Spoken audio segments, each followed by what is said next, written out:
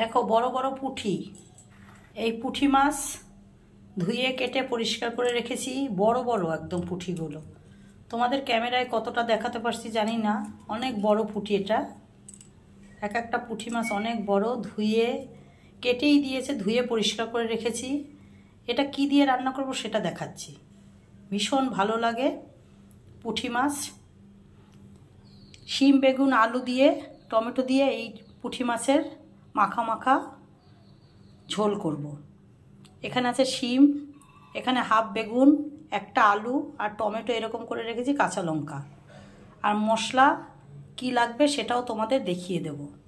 সঙ্গে থাকো কিভাবে আমি এই পুঁটি মাছের মাখা ঝোল তৈরি করছি। পুঁটি মাছে আমি নুন হলুদ মাখিয়ে নিচ্ছি। প্রথমে দিলাম হলুদ, এরপরে দিচ্ছি নুন পরিমাণ মতন। এটা দিয়ে মেখে একটু রেখে দেবো মাছটা, নুন হলুদটা ঢুকে যাবে। তারপরে মাছটা, এখানে 300 গ্রাম পুঁটি মাছ আছে, বড় বড় বলে মেখে রেখে দিলাম। মশলা লাগবে, দেখো এখানে আছে হলুদ, এখানে আছে জিরের গুঁড়ো, লাল লঙ্কার গুঁড়ো আর নুন। এই দিয়ে আমার মাছের ঝোল পুরো রেডি হয়ে যাবে। তো সঙ্গে থাকো। মশলাটা একটু জল দিয়ে ভিজিয়ে রাখবো। মশলাটা জল দিয়ে ভিজিয়ে রাখলে একদম বাটা মশলার মতন হয়ে যায়। এটা পরে লাগবে, এরকম গুলে রেখে দেব মশলাটা। গুঁড়ো মশলা এরকম ভিজিয়ে রাখলে মনেই হবে না যে বাটা মশলা না। দেখো কড়াতে দিয়ে দিয়েছি সর্ষের তেল। এবার পুঁটি মাছটা ভেজে নেব।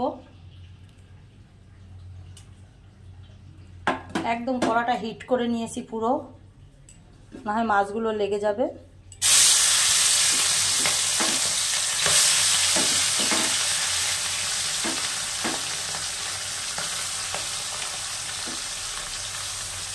বড় মাছ তো খাওয়া হয়, এই ছোট মাছ পাওয়া খুব,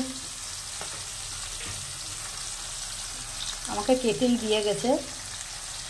ছোট মাছ খাওয়াও ভালো শরীরের পক্ষে। এবার মাছটা লাল করে ভেজে নিই, তোমরা সঙ্গে থাকো।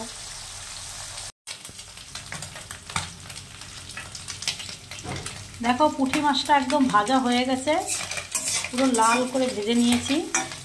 এবারে মাছটা তুলে নেব, আর তেলটাও একটু কমিয়ে নেব, এত তেলে করব না। তেল যত কম খাওয়া যায়, কিন্তু আমরা তো কম খেতে পারি না, তাই এত তেল লাগবে না, একটু কমিয়ে নেব। আর মাছটা তুলে নিচ্ছি। দেখো তেলটা একটু কমিয়ে নিয়েছি। এবার কালো জিরা ফোড়ন দিয়ে দিচ্ছি, কেন পুঁটি মাছ কালো জিরা ফোড়নে বেশি ভালো লাগে।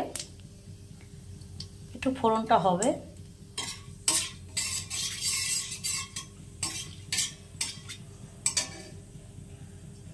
ফোড়নটা হয়ে গেছে, এবার দিয়ে দেবো প্রথম বেগুন।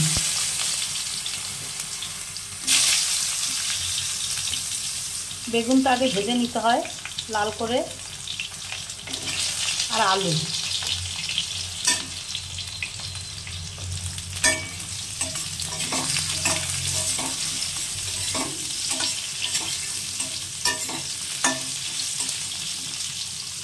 একটু ভাজা ভাজা হোক। দেখো মোটামুটি ভাজা হয়ে গেছে, এবার দিয়ে দেবো শিম। আমি আর সবজিগুলো তুলব না, একবারেই ভেজে করব। টমেটোটাও দিয়ে দিচ্ছি, সব একসঙ্গে ভাজা ভাজা হবে।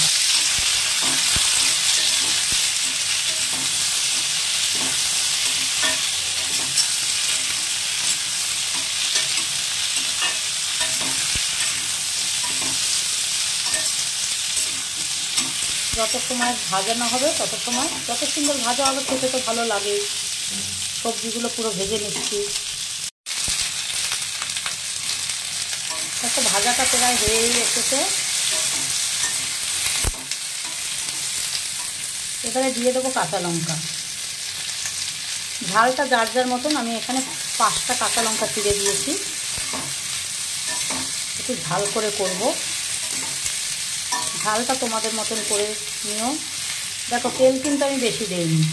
এই পুঁটি মাছের এই ঝোলটায় বেশি তেল ভালো লাগে না, কেন বেগুনের ভিতরে তেল আছে, সব তেল বেরিয়ে যাবে।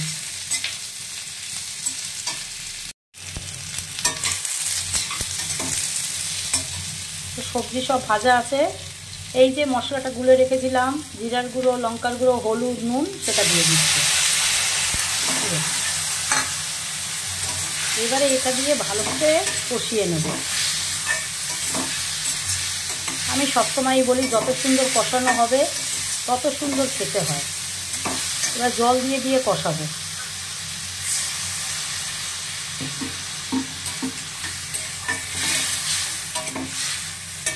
না মশলাটা পুড়ে যাবে, জল দিয়ে দিয়ে এভাবে করে সুন্দর করে কষিয়ে নিচ্ছি।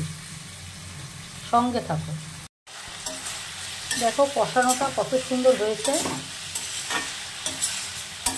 একদম কষানো হয়ে গেছে। আমি তো তোমাদের বলি আমার রোজকারের রান্নার ভিডিওই তোমাদের দেওয়ার চেষ্টা করি। তোমাদের কতটা ভালো লাগে জানি না, ভালো লাগলে অবশ্যই জানাবে, আর খারাপ লাগলেও জানাবে। আমি যেভাবে পারি রান্না সেটাই তোমাদের সঙ্গে তুলে ধরার চেষ্টা করছি।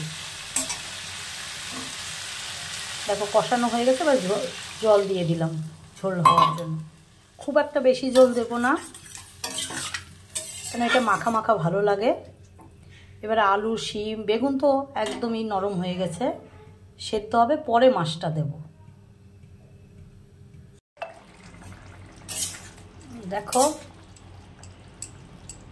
পুরো আলু, বেগুন সব সেদ্ধ হয়ে গেছে। এবারে মাছটা দিয়ে দেবো, পুঁটি মাছ, এই যে ভেজে রেখেছিলাম,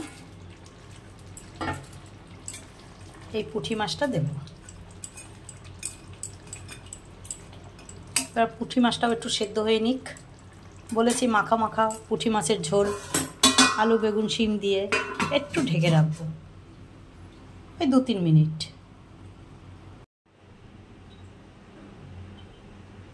দেখো আমার পুঁটি মাছের ঝোল আলু, বেগুন, শিম দিয়ে কেমন হয়েছে অবশ্যই জানিও কিন্তু বন্ধুরা। তোমরাও করে খাও, ভালো লাগে। আমি করেছি, কেমন হয়েছে অবশ্যই জানিও। আর পুরো ভিডিওটা দেখার অনুরোধ রইল। আবার একটা রান্নার ভিডিও নিয়ে আসবো। এখন এই পর্যন্ত সবাই ভালো থেকো, সুস্থ থেকো।